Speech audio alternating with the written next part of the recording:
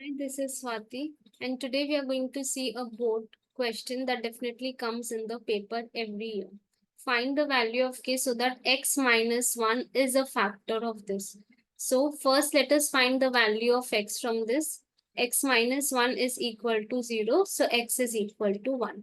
Since x minus 1 is a factor, let us take this one to be p of x, polynomial in x. So p of x is equal to k square x square minus 2kx minus 3.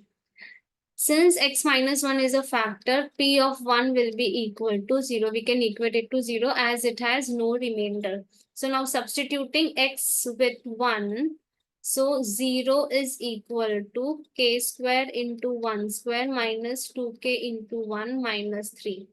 So k square minus 2k minus 3 is equal to 0. We get a quadratic equation. We can split the middle term.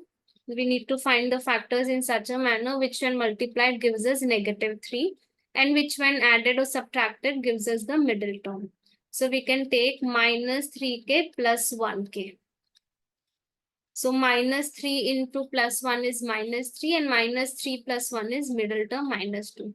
Now you can group and take out common. So k into k minus 3 plus 1 into k minus 3 is equal to 0. So each term will be equating it to 0. K plus 1 into k minus 3 is equal to 0.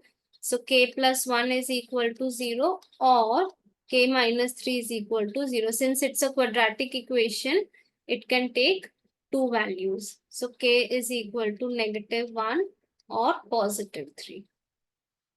Thank you.